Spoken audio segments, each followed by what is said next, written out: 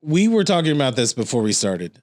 The amount of terms that are thrown out there by everybody, by website companies, radio and TV, that nothing makes me crazier than when someone says to me, your OTT schedule will be this. And then another company will say, well, it's streaming. When you say streaming, that still confuses people. For some reason, people go OTT, and clients don't ask the question because they don't know what it means and they don't want to look dumb.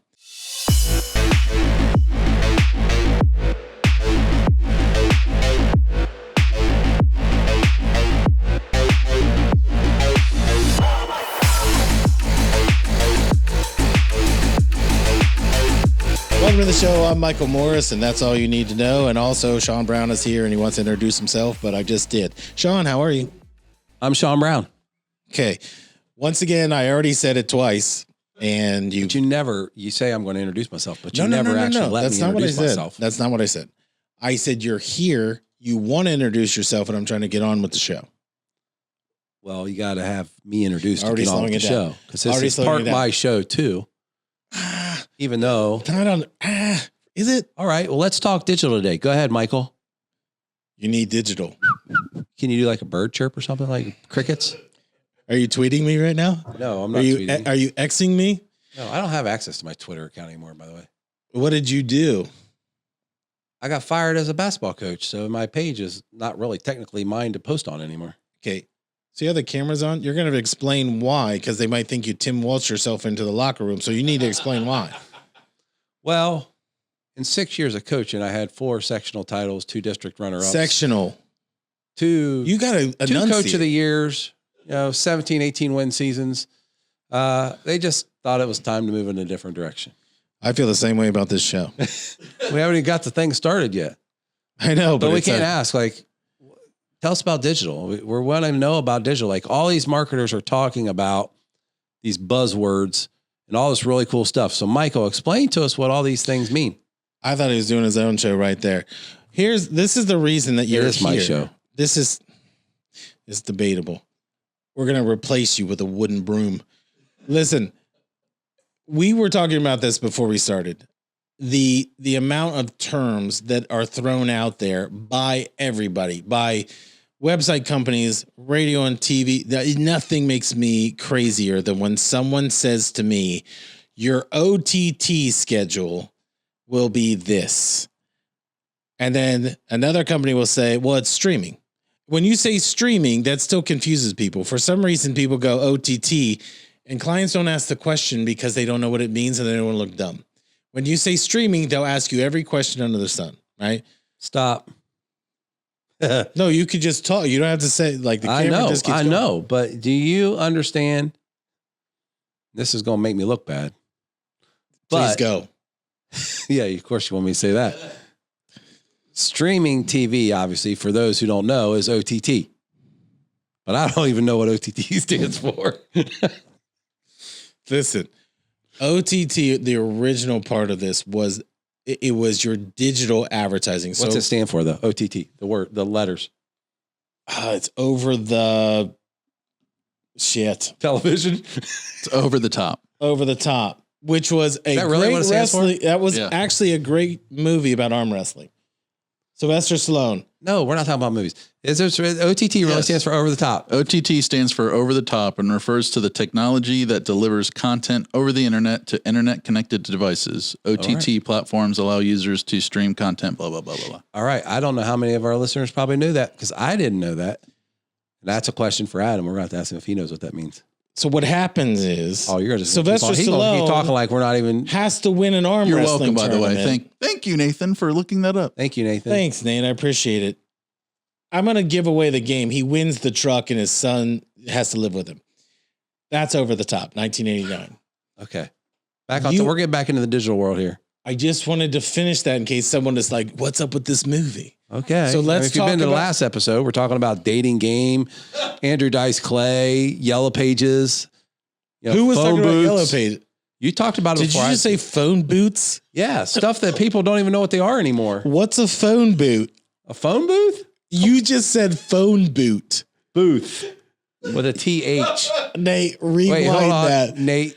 You You did know say what? phone boot. No, but- booth. Yes, you did. I know Michael's deaf. I didn't know you literally were deaf, don't too. even know what he's talking about right now because he just went phone boot. Anyway, Okay, make fun of me now. So go back to digital, Michael. Tell me about all these crazy words that you don't like to hear. what I don't like is the newest thing probably in the last 18 to 24 months is streaming television. But the people that are selling it don't understand the back end of it like we do. And it's primarily the way that you understand data. So approach this a different way. Explain why data and the importance of it. I don't think people really get it because data is not, it's such a boring term because it means so many things. Talk about data and like real-time data and why that matters.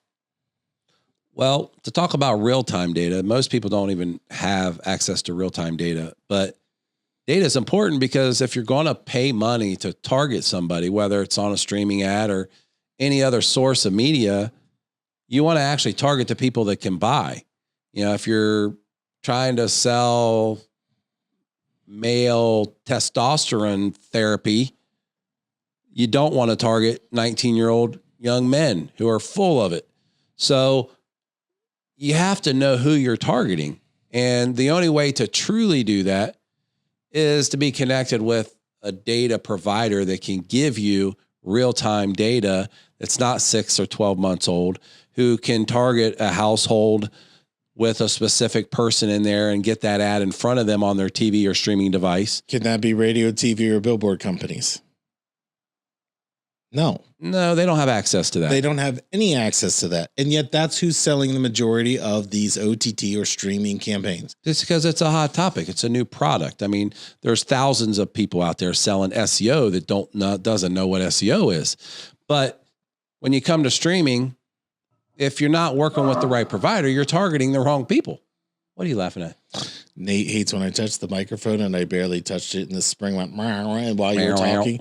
So I lost what you were saying and looked right at him. So I have no idea what you just said. No, I'm just talking about streaming and making sure you're targeting the right people. And really the only way to do that, and we have access to be able to do this, is through real-time targeting, like knowing what people are looking for on the internet based off of intent signals and different things that you can figure out those people and make sure that you're running ads to people who need your services. Otherwise, you're just running stuff to run it so that your neighbor in the mowing his yard can say, I saw your commercial, which he's never going to buy from you. Or you already have that guy's trust and you didn't need to spend money to capture him anyway. So data is extremely valuable if it's used correctly, and it's extremely worthless if it's outdated or, not being used correctly, which is what most marketing Explain happens.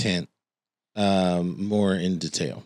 So without getting into non-disclosure types of situations, with some of the resources that we have access to, intent Weed. can be captured on the internet when you are trolling different sites, searching for different things, reading articles, doing research. All of that can be captured just as if you look for a pair of shoes and then the next day you keep getting these pair of shoes served to you as ads. They know that you're in the market for shoes. Now, in a more specific way, we can capture real intent in many different topics to understand how people feel about different things, what they're looking for. And then when they're in that topic of a water heater or looking to buy new cabinets, and they're looking at different colors of cabinets, all of those things are instances that drive intent up. And as those intent levels go higher, you want to be in front of those people to get an opportunity for them to choose your business. And that's really a high level of what we do when we're helping people with OTT streaming ads and targeting. So very important.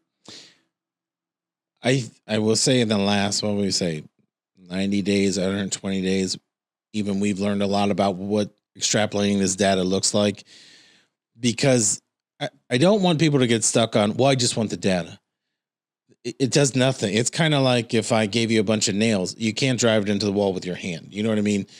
That's one piece that we can put together with this. But I think what people misunderstand about when they're doing any marketing of whether it's websites, traditional media, whatever, what they don't understand is that's just a door. It's just a door to get you there. What you used to do was you used to concentrate on one piece and dominate that. There's actually a book by a guy named Roy Williams. It's called The Wizard of Ads. Everything that he said 30, 40 years ago is exactly the same. The only difference is the frequency that you have to do this. But what he would say is buy one station and plot that for a year and hammer that thing until you own it. And then once you own that and you own that audience, you can move on to another one. And what happens now is because the person that's selling you doesn't understand how this works, like they don't understand how you make money. And I never understood why somebody wouldn't ask, hey, what's your average sale? So if you look at a car dealer, if it's a new car, it's about $2,500, right? So I'll give you the answer right there. So if they were to spend $10,000 and you sell them 10 cars, you made them 2.5 times their money back. The way you want to look at it is if I only sold you 5 more cars, at least I paid for myself. But when you look at that, you have to be confident you're going to be the reason that they sell it, right? And people are not confident about it. They're confident about what they're there to sell you, but they're not confident it's going to work on the back Which is end. why those marketing people are hard to get a hold of after they've sold you something.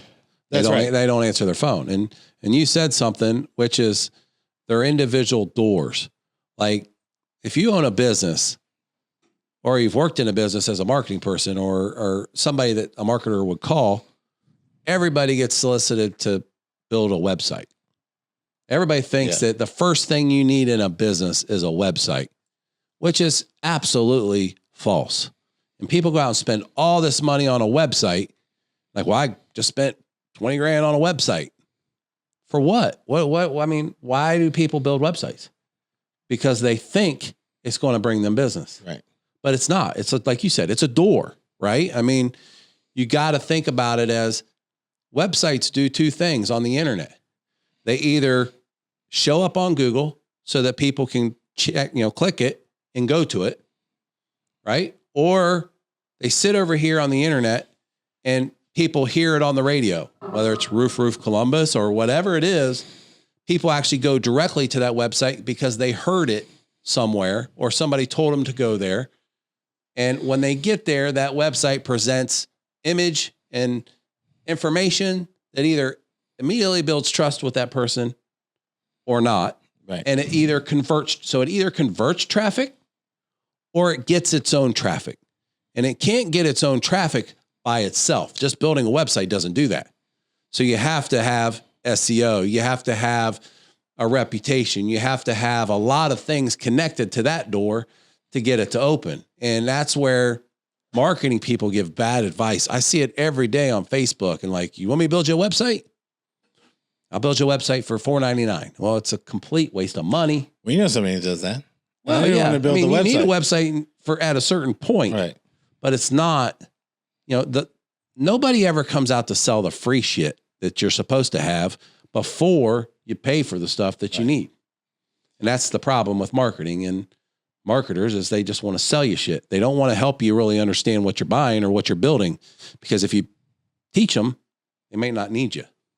See, I'm glad you said that, because every time that I talk to somebody for the first time, because I am very direct, I'm not mean about it, but I always say, this is the most important meeting we're ever going to have, because we may not talk again. So if I'm not here again, you need to know this. And so as I'm laying it out, I don't care if I come back, if I can't help you. So let's say we took a car dealer that's already selling 250 cars a month. What am I going to sell them? Another 8 to 12? What does it matter? Right. And that there's no challenge in that. What I'm looking for is the person that this shit is broken. Because if it's broken and you get to fix it, you get to see real time what you did over 30, 60, 90 days. You get to see something grow. Those are the exciting ones. But what people don't understand is they don't know, if you know what your outcome's supposed to be, and this is anything in life. So if you're, like your son was a great ball player, he already knew he was going to be able to play college ball because he was working towards that. He didn't think about playing pro ball or any of that other stuff. You know what I mean? That wasn't his goal, was to go past that. Because we look at things in a linear direction. I'm just going to go straight this way. If you take it in your personal life or your business life, I'm going to bill $1 million. You will do that if that's what you want, because every day you're chasing that. The problem is people think too small. So they think I want to make $1 million, but God, that seems impossible. It's only $83,333.33 a month, right? So now I want to make $2 million. That's impossible. No, it's not, because the math will math for you, right? What bothers most people is they undercut what they should be doing. And again, that's where the data and opening these doors, and you don't want to open different doors. You want to own the house that all the doors open to. And you can do that if you set, my marker is going to be this. So you and I talk all the time, or Nate and I talk all the time. This is where we're going to be in 36 months. Nobody that we deal with in our circle ever goes, well, how? They don't say that. We just decide that's where we're going to go. And everybody's towing the rope to get to that point. Right? Well, if you say you're like-minded, I mean, you get like-minded people that are all willing to put in the work to do something. It's different than some of these small business owners we talk to. I know, but what I always, when we're talking to these people and as we get to know them better, they will let you see who they're around, not their friends, but the people that they work with every day. And I said this to you at lunch. There are certain people that can infect you. And what I mean by that is, if they're positive, that's great. If they're negative, you got to get the hell away from them, right? And you see these people when their businesses aren't going well, the number one thing I'm looking at is, what are they like as a person and who works here? So we were working with somebody and they had 4 people that did stuff for them. And I said, the first thing is get rid of these 4 people. Just get rid of this, because they weren't like there every single day, but they're touching your stuff and they're tainting it. Just by doing something like that, your company is growing, right? So it's like a mushroom. If it's constantly in the darkness, it's not going to grow. The more sunlight that's on it, it becomes something else. And I know that's a real wishy-washy way to spiritually all 4 of those people were trying to justify the money they were getting every month. That's a perfect example. When this started, I said, can you attach me to an email with all these people and ask them what they're doing to make you more successful? These things came out like the preamble of the Constitution of, I will do this and I will do this and I will do this and I will do this. Every single person. And I didn't write anything. No. And it was like you took a spotlight and put it on a bunch of rats and they all just ran away from the question. If you can't say, so when I finally did answer, because there was somebody who said, well, what does Michael do? I'm running the radio. I'm running the streaming. That's it. That's all I wrote. If you can't surmise what it is you do or why you're in a room with somebody, then you're in the wrong fucking place. And I mean that with the most hostility possible, because it bothers me to see people in a room that don't belong there. I write 4 blogs a month. Yeah. I lose my shit over this. And I'm going to tell you why. Because again, you are the sum of who you're around. So when somebody has half the work ethic you have, they are robbing you of your time and energy. They are sucking that out of you because you have to pick up their slack. You better be in a room with people who go, you know what? I got an idea. Nate will say things to me off the cuff, and I can tell he's like, not really certain about this, how this is going to go, because depending on where I'm at, I might blow up and go, who said that? But I'm willing to listen because he might have a more creative solution to something, or how a presentation is supposed to look. When I have a digital question, website question, SEO, I don't try to take it on myself. I call Sean because I know he knows more than I do about it. I know enough to be dangerous. He's extremely dangerous. You have to have resources, and that's still the same thing for your business. I would look around those people that you work with. I guarantee you're going to find somebody that you would definitely chuck over a bridge into a body of water, because they are sucking that company dry for that money, because they're not moving it forward. And I know that's not so much. That's a good point. I know that's not so much data related, but again, like you said, data means nothing if you can't implement it. I mean, value, like you said, people will suck you dry. So disclaimer, if you have a marketing person that you're paying hourly or salary in your company, it could be the most risky thing you've ever done in your business. And I'm going to tell you why. There's a truck right down the street here of a particular roofing company that was bought out by a very large company. But years ago, I worked with them with their marketing guy. They spent $175,000 a month on Google ads. And I proved to him market by market. Was this guy in Orlando? Yes. Oh, yeah. Tell the story. In Orlando, Florida. His name was Orlando. They were spending $50,000 a month on Google ads. And I showed them and proved that $16,000 of that budget every month was being wasted and lost. So it was hard to be efficient. Even though they're a very successful company, they were very inefficient and losing a lot of money every month. So this guy, after I proved it and showed it to him, like, yeah, I don't think we're going to hire you guys. I'm like, what are you talking about? Like, you have to hire us because somebody doesn't know what the heck they're doing. Guess who was doing it? The guy that asked for help. Their marketing guy who was getting paid a lot of money to be their marketing guy.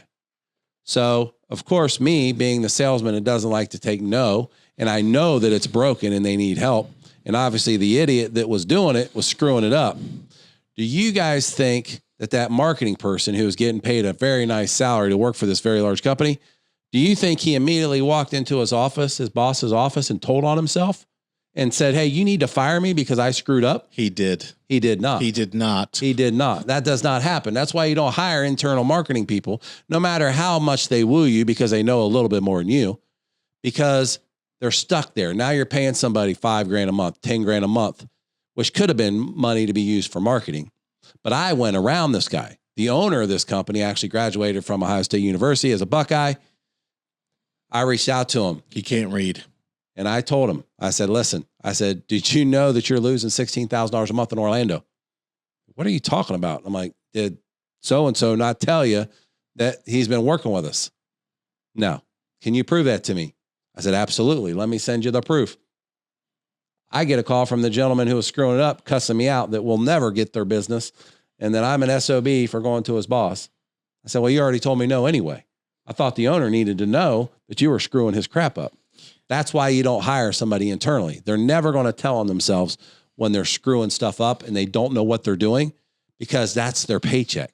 They're going to just be quiet and keep trying to do the best that they can. But most of the time, the best just isn't good enough. But here's the moral of the story. Did you get the business from that guy? No. Do you care? No. Because you did the right thing. Yep. And that should be the job of somebody in marketing.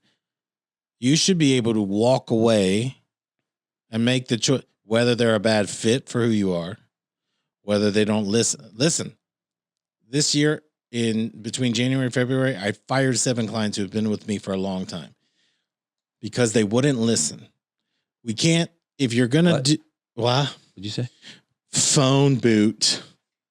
You said they wouldn't listen? I said they wouldn't listen. What? You don't listen anyway. What? Huh? The point being is they're not bad people, but as you're growing, you have to adapt. My business has to adapt too, as I'm adding people and getting rid of them, whatever. But if they don't listen, they're not fitting into the overall format of how you need to do business. You shouldn't be afraid to lose it. Every time that you get rid of something that doesn't belong, you'll get 2 things that do. And I'm not just saying that as like some hippie thing. You will get more rewards by getting rid of the things that you're clinging to, because they're meant to teach you a lesson. And that's why that Orlando story, that's one of my favorite stories that you tell, is because someone will go, oh, so you got that guy fired and you got the business. You didn't get anything for it. But what you did do is you showed the right thing and you moved on. And that's how you're supposed to do it. Well, and like you just said, people don't make those decisions because they're controlled and paralyzed by fear. Right. The one thing that will cause a business owner to fail 100% of the time is fear to move forward, because they've all been taken advantage by some marketing guy who sold them crap that they didn't understand, didn't know if it worked or didn't know if it didn't work. But not knowing and having that fear, the next time it's harder for them to pull the trigger. And the third time it's even harder. And the fourth time, they don't want to write that check to pay somebody to help them because they've been screwed so many times. And I tell people the lack of information and lack of knowledge is what will cause you to fail, because it produces fear. And when you're fearful about writing that check or investing in your business again, you're stuck at that point and you can't move forward. And that's a sad place to be. And it's because of bad marketing people who don't all have bad intentions. They just don't know what they're selling. So they're pitching you on what their company told them to pitch. It happens all the time. I mean, they asked me to sell it at my previous company and I knew it didn't work. So I wouldn't sell it. They say, Sean, why don't you sell this product? I'm like, because it doesn't work. Oh yeah, it does. I said, I can prove to you it doesn't. And if I don't feel good about it, I'm not going to sell. Does that mean every product I've ever sold somebody has worked exactly the way it's supposed to? No. But the minute I know, and you guys can ask famous George the plumber out of New Jersey, George's Plumbing, georgesdrains.com. Go see him. He's a great influencer. He will tell you, I will call him. And I've in the past, I've called him. I'm like, George, remember that product you bought for $400 a month? Yeah. You need to cancel it. Why? I said, because it's not working. George actually called into the company to cancel it. And the person on the phone whose job is to save it sold him on keeping it. He called me back. He said, Sean, they said I was getting some stuff from it. I was afraid to cancel, so I didn't cancel. I said, George, call and cancel it. I can show you it's not bringing enough value. So you got to be able to say what you sold them was wrong. You got to be able to give them good advice to make sure that they're doing the right things, because marketers only know what they know and they're paid to sell you stuff. Sometimes you don't even need it.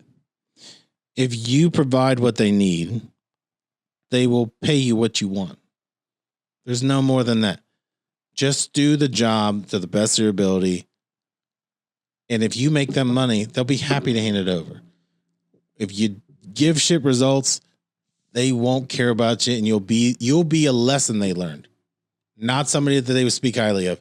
You'll be the one that said, this guy came in here and did this. So keep your nose clean. Phone booth. See you next week.